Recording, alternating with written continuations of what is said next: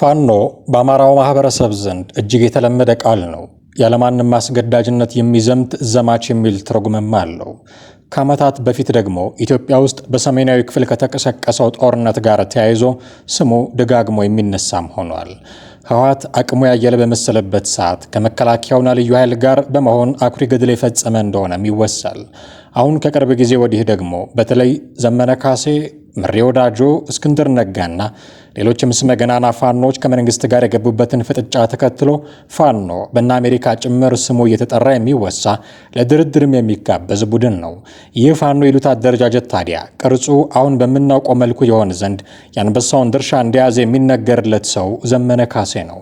በህወሓት የበላይነት ይዘወር የነበረው ኢህአዴግ በኢትዮጵያውያን የተባበረ ክንድ ፍርክስክስ ወጥቶ መጠነኛ የስርዓት ለውጥ በተደረገ ማግስት ነፍጡን አስቀምጦ የግል ኑሮን መምራት የጀመረው ፋኖ ዘመነ ካሴ በኋላ ግን አማራው በቤንሻንጉል፣ በኦሮሚያ፣ በሲዳማና በሰሜን ሸዋ አካባቢዎች ማንነትን መሰረት ባደረጉ መፈናቀሎችና ግድያዎች ሲሰቃይ ዝምታን ሊመርጥ አልቻለም።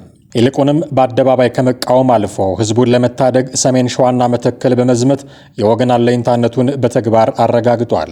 ያኔ አማራ ክልል እብደት ላይ በነበረ ጊዜ አላግባብ በሆነ የእርስ በርስ ግድያ እናሳምነው ጽጌና ዶክተር አምባቸው መኮንን ለዘላለም ባሸለሙበት ሰሞን ሊታሰር አሊያም ሊገደል ተቃርበው እንደነበረም የቅርብ ሰዎች ይናገራሉ። ለቃሉ ታማኝ ለወዳጆቹ ምቹ የሆነ ነው የሚባልለት ዘመነ ለጠላቶቹ ግን እንደ እሳት የሚፋጅ አርበኛ ነው ይሉታል የሚያውቁት ሰዎች ሲናገሩ።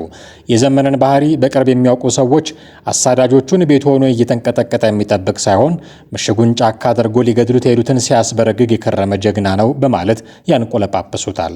በሁለት ዓመቱ ጦርነት ጊዜ ከህወሓት በኩል የመጣውን የህልውና ስጋት ለመመከት በሚል ፋኖን አደራጅቶና ሰልጥኖ አውደ ውጊያዎች ድረስ በመዝመት ሂሳብ እናወራረዳለን ያሉትን ሰዎች ሲያባረርና አገር ሲያቀና የከረመ ዘማች ነው ሲሉም ያወዳድሱታል። ህወሓት ሰሜን ዕዝ ላይ የፈጸመውን ክህደት ተከትሎ በተነሳውና ማቆሚያ አጥቶ በቆየው ዓመታትንም ተሻግሮ በነበረው ጦርነት ሳቢያ ብዙ ምስቅልቅል ሲፈጠር የህወሓት ታጣቂዎችም እዚህ የዋና ከተማዋ አፍንጫ ደብረ ሲና ስር ሆነው አዲስ አበባን ማለም ሲጀምሩ ያደራጃቸውን የፋኖ አባላት ይዞ ወሎ በመድረስ አኩሪ ገድል የፈጸመም ነው። በእርግጥ በወሎው ዘመቻ ስም ማጥፋት ምን በለው የተጨበጠ ወሬ ብቻ ከፋኖ ጋር ተያይዞ የሚነሱ ነገሮች ነበሩ። ፋኖ የህወሓትን ታጣቂዎች ከመከላከያውና ልዩ ኃይሉ ጋር በማበር ካስወጣ በኋላ በተለይም በደሴ ከተማ ነዋሪዎችን እየዘረፈ ነው የሚል ስሞታ ደጋግሞ ይቀርብበት ነበረ። ታዲያ ይህ ፋኖ የጎበዝ አለቃ አሁን ጎንደር ላይ ያለውን ቀኝ እጁን ሳያጣ አልቀረም። ከእስክንድር ነጋ ጋር ገብቶበት በነበረው ቀውስ መሃል ድጋፋቸውን አሳይተውት የነበሩት እነርሱ አባት አርበኛ እያሉ የሚያንቆለጳጵሷቸው አዛውንቱ መሳፍንት ከኮሎኔል ደመቀ ዘውዱ ጋር አብረው ዘመቻ ሊከፍቱ እንደሆነ እየተሰማ ነው። ኮሎኔል ደመቀ ዘውዱና አርበኛ መሳፍንት በጋራ ሆነው ዘመቻ አውጀዋል። ከኮሎኔል ደመቀ ዘውዱ ጋር ስምምነት ላይ የደረሱትና አርበኛ መሳፍንት ከወልቃይት ዘብ ጋር በመሆን ጽምዶ መሰረትን በሚል ወልቃይትን ሊሰጥ የተስማማውን የፋኖ ኃይል ለማጥፋት ከሰሞኑ ዘመቻ እንደሚጀምሩም ተነግሯል። ጎንደር ላይ እንዲህ አይነት ስጋት ያደረበት ፋኖ በሌላ ወደ ውጊያ ደግሞ ከመከላከያ ያስኮበለለው ኮሎኔል ተማርኮበታል። የቀድሞው የመከላከያ ሰራዊት አባልና አመራር የነበረ አሁን ላይ የምስራቅ አማራ ፋኖ አመራርና አዋጊ የነበረው ኮሎኔል አለሙ ገብሩ በሀብሩ ወረዳ ጥምር ጦር ስር በቁጥጥር መዋሉ ተሰምቷል። እጅ አንሰጥም ያለው አብሮት የነበረ ኃይልም የተደመሰሰ ሲሆን በሰላም እጅ የሰጠው ነፍሱን አድኗልም ነው የተባለው። እንዲህ አይነቱ ውጊያ አማራ ክልልን በብርቱ ይጎዳል የሚሉት ተንታኞች በነዘመነ ካሴና እስክንድር ነጋ ላይ ብርቱ ትችታቸውን ሲሰነዝሩ ይሰማል። የፋኖ እንትን ኃይል የነበራቸው ነበር የሚባለውን ፕሬሚስ አልስማማበትም። መጀመሪያ ምንድነው ሁለት የተከፈሉ ጊዜ በአንድ በኩል የእስክንድር ግሩፕ የምትለው ነው፣ በሌላ በኩል የዘመነ ካሴ ግሩፕ የምትለው ነው። የእስክንድር ነጋ ግሩፕ ያኔም የሚሊተሪ ኃይል አልነበረው። የእስክንድር ኃይል እየተመናመነ ሄደ ነበር። መጀመሪያውንም ሲመሰረት ራሱ ኃይል የሌላቸውን ፋኖች ከየክልሉ አሰባስቦ የፖለቲካል ዩኒቲ ነበር የፈጠረው፣ የፖለቲካል አጀንዳ ፈጥሮ ነበረ። ያ ማለት ደግሞ ምንድነው አንድ ሰሞን ትንሽ አበድ ያሉ ጊዜ በሁለት ሳምንት፣ በሶስት ሳምንት፣ በሁለት ወር አዲስ አበባ እንገባለን ብለው ነበር። ይሄው እንግዲህ ሶስተኛ ዓመታቸው አለፈ አይደለም? አሁን አራተኛ እየመጣ ነው። አንድ ትልቅ እንኳን የአማራ ከተማ አልያዙም። በትጥቅ ትግል የሚያምኑ በሽግግር መንግስት ስም የማሉ የሚባሉ ሰዎችን የሚወረፈው ሲሳይ አጌናም ከዚህ ብዙ ያልራቀ ሀሳብ ነው የሚያራምደው። ኢትዮጵያ ውስጥ አሁን ስልጣን ላይ ያለውን መንግስት ጋር ወደ ግጭት፣ ወደ ቀውስ፣ ወደ ምናምን ውስጥ ለመግባት ምክንያት ያደረጉት ሁሉም ፋኖ ህወሓትን ነው፣ ህወሓት ፋኖን ነው፣ ሸኔ ፋኖን ነው፣ ወይ ደግሞ ኢትዮጵያ የሚለውን ወይ ደግሞ የአማራ ብሔርተኛ ነው። እነዚህ ኃይሎች አንደኛ በየአጥራጥር ሰርተው የተቀመጡ መሆናቸው ብቻ ሳይሆን በጋራ እንደው ልሂድ ቢሉ የሆነ ቦታ ላይ ሲደርሱ ይጠፋፋሉ።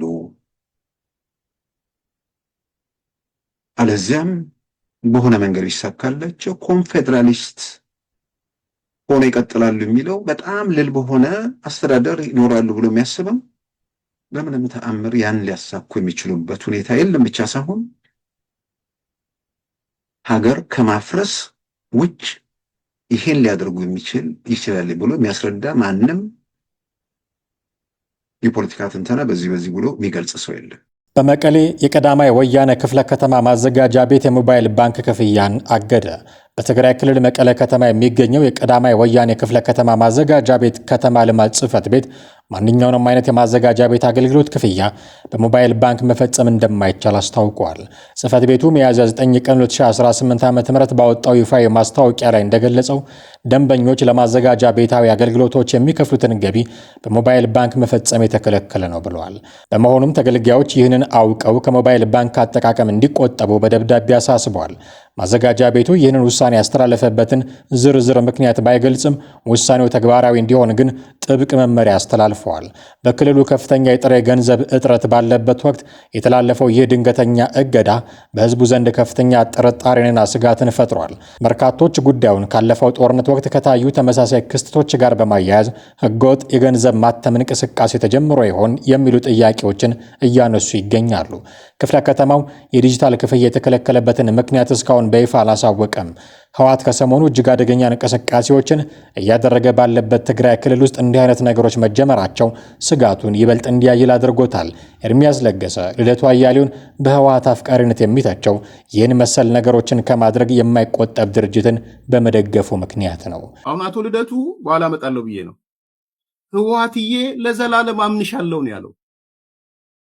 ነገም አትሳሳቺም ህወሓትዬ፣ የኔ ህወሓት አንቺ እኮ ማለት ነገ ስህተት አትሰሪም ብዬ እናገርና ስናገር ሰው መጥቶ ይሰድበኛል። ለህወሓትዬ ያለውን ታማኝነትን የገለጸው ባይዘው በይቅርታ ደብዳቤው ላይ ይቅርታ እንዳይመስላችሁ ማባያ ያረገው አሉላን ነው። አሉላን ማባያ ያረገው ትልቁ ሐሳብ ግን ለህወሓትዬ እኔ ማለት ካንቺ በላይ ታማኝ ነኝ፣ ከህወሓት በላይ ህወሓት ነኝ። ከአሉላ በላይ አይደለም። አሉላማ ከህወሓት ጋር ተጣልቷል። ከህወሓት በላይ ህወሓት ነኝ ነው ያለው። ነገ እንኳን ሚስቴክ አትሰሪም፣ ነገም ቢሆን አምንሻለሁ፣ ግን አንቺን አምኜ ስናገር እንደሚሰድቡኝ ደግሞ ወቂ። ያ ነው ባይዘው የደብዳቤው ማዕከላዊ መልእክት፣ የይቅርታ የተባለው ደብዳቤ ማዕከላዊ መልእክት ይሄ ነው፣ ሌላ አይደለም። እድሜ ልኬን ምኖረውም ምሞተውም ካንቺ ጋር ነው ህወሓት ነው ያለ። ይብላኝ ልደት ምናምን እያሉ ለሚያቀርቡት ሰዎች ይብላኝ ለነሱ። ያው የዩቲዩብ ኢንካም ስለሆነ እኔ ሆነስትሊ በግልጽ ነው የምናገረው። ይሄን አሁን በዚህ ሰዓት ምንም ራሽናል የለም።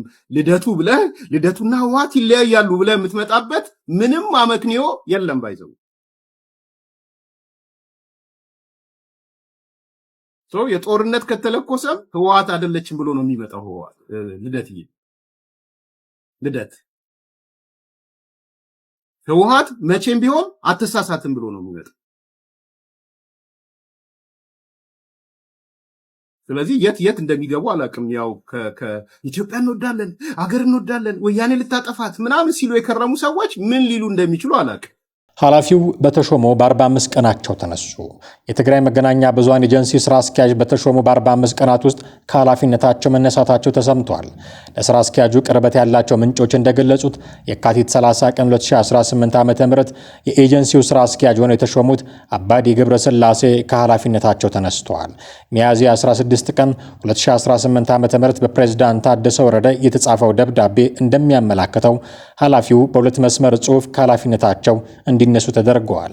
ኃላፊው በተሾሙ በ45 ቀናት ውስጥ ለምን ከኃላፊነት እንደተነሱ በደብዳቤው በግልጽ ባይቀመጥም ስራ አስኪያጁ ወደ ህወሓት በማድላት የጊዜው አስተዳደሩን ስራ አደናቅፈዋል በሚል ምክንያት እንደሆነ ምንጮች ይናገራሉ። ፕሬዝዳንት ታደሰ ወረደ ሚያዝያ 13 ቀን 2018 ዓ.ም ለሚዲያ የሰጡት መግለጫ በክልሉ መንግስታዊ ሚዲያዎች ተዛብቶ መሰራጨቱን በመግለጽና በማውቀስ ላንዳ ሪፖርትና ላዛ ትግረኛ ለተባሉ የግል ሚዲያዎች ሚያዝያ 14 ቀን 2018 ዓ.ም ተጨማሪ ማስተካከያና ማብራሪያ መስጠታቸው ይታወሳል። ቴሌቪዥን ጣቢያው የፕሮግራሞች ዳይሬክተር ጋዜጠኛ አፈወርቂ ገብረ ሕይወት የስራ አስኪያጁ ስራ ደርበው እንዲሰሩ ከፕሬዝዳንት ታደሰ ወረደ ደብዳቤ እንደደረሳቸውም ተሰምቷል። አባዲ ገብረስላሴ ከጦርነቱ በፊትና በኋላ የትግራይ ቴሌቪዥንን ለረጅም ዓመታት የመሩትን ተሻለ በቀለን ተክተው ነበረ የተሾሙት። ለወራት ብንሰለፍም ነዳጅ መጫን አልቻልንም፣ ለከፍተኛ የጤና ችግርና ለኢኮኖሚ ቀውስም እየተዳረግን ነው ብለዋል ጅቡቲ የተሰለፉ የቦቴ አሽከርካሪዎች። በጅቡቲ የሚገኙ የነዳጅ ጫኝ ቦቴ አሽከርካሪዎች ነዳጅ ለመጫን ለወራት ተሰልፈን ብንቆይም ነዳጅ መጫን አልቻልንም፣ በዚህም ምክንያት ለከፋ ማህበራዊና ኢኮኖሚያዊ ቀውስ ተዳርገናል ሲሉ ቅሬታቸውን አቅርበዋል። ቲክፋህ እንደዘገበው የቦቴ ባለቤቶች ትጭናላችሁ ብለው ወደ ጅቡቲ እንደሚልኳቸው የሚናገሩት አሽከርካሪዎቹ ጅቡቲ ከደረሱ በኋላ ግን በሁለትና ሶስት የተለያዩ ቦታዎች ተከማችተው እንደሚገኙ ተናግረዋል። አሽከርካሪዎቹ እንደሚሉት ለቀናት ተጉዘው ወደ ጅቡቲ ቢደርሱም እስካሁን በግልጽ በማያውቁት ምክንያት ነዳጅ መጫን እንዳልቻሉ አብራርተዋል። የተለያዩ አሽከርካሪዎች በሰጡት መረጃ ድሬዳዋ መገንጠያን ጨምሮ በሶስት የተለያዩ ቦታዎች ተከማችተው እንደሚገኙና በአንድ ቦታ ብቻ በሺዎች የሚቆጠሩ ቦቴዎች እንደቆሙ ገልጸዋል። ነዳጅ ላለመጫናቸው ምናልባትም የመካከለኛው ምስራቅ ጦርነት በዓለም አቀፉ የነዳጅ አቅርቦት ላይ ያሳደረው ጫና ይሆን በሚል ለተነሳላቸው ጥያቄ አሽከርካሪዎቹ ሲመልሱ ዋነኛው ምክንያት እሱ አይደለም ያሉ ሲሆን ግጭቱ ሳይጀመር በፊት ተሰልፈው የነበሩ ስለመኖራቸው ገልጸዋል። እየደረሰብን ያለው ኢኮኖሚያዊ ቀውስና የጤና ጉዳት በመግለጽ በቦታው ላሉ አስተባባሪዎች የነዳጅና ኤነርጂ ባለስልጣን ባለሙያዎችን ብንጠይቅም በቴሌብር ምክንያት ነው የሚል ምላሽ ነው የሚሰጡን ያሉት አሽከርካሪዎቹ ቴሌብር ምን ሆነ የሚለውን ጥያቄ የሚያብራራም ሆነ ምላሽ የሚሰጥ አካል ማጣታቸውን እንደገለጹለት ቲክፋህ ኢትዮጵያ ዘግቧል። አንዳንድ አሽከርካሪዎችም በሀገር አቀፍ ደረጃ በርካታ ማደያዎች ያሏቸው ቶታል፣ ኖክ፣ ኦይል ሊቢያና ታፍን ጨምሮ ቀደምትና ስመጥር የነዳጅ ድርጅቶች ቦቴዎች ጭነት እያገኙ እንዳልሆነ ጠቁመዋል። በርካታ አሽከርካሪዎች በቆይታቸው ምክንያት ለተለያዩ የጤና እክሎች እየተጋለጡ ስለመሆኑ ያነሱ ሲሆን ስኳርና ደም ግፊትን የመሳሰሉ በሽታ ያለባቸው አሽከርካሪዎች እንዳሉና ቦቴዎቹን ጥሎ መውጣትም ሆነ እዚያው መቆየት ባለመቻላቸው በከፍተኛ የጤና ችግር ውስጥ ስለመሆናቸው ገልጸዋል። በተጨማሪም በጅቡቲ በረሃ የውሃ እጥረት ስላለ 2 ሊትር ውሃ እስከ 300 ብር ገዝተው ለመጠቀም መገደዳቸውንና ለከፍተኛ ኢኮኖሚያዊ ቀውስ መዳረጋቸውን አስረድተዋል። ከሚመለከተው የመንግስት አካል ችግሩን ተመልክቶ በአስቸኳይ መፍትሄ እንዲሰጣቸው አሽከርካሪዎቹ ጠይቀዋል። አንዳንድ አሽከርካሪዎች የቴሌብር ፕሮሰስ ተስተካክሎላቸው ቢወጡም በርካቶች እዛው እንደሆኑና ሌሎችም እየተጨመሩ እንዳሉ ጠቁመዋል።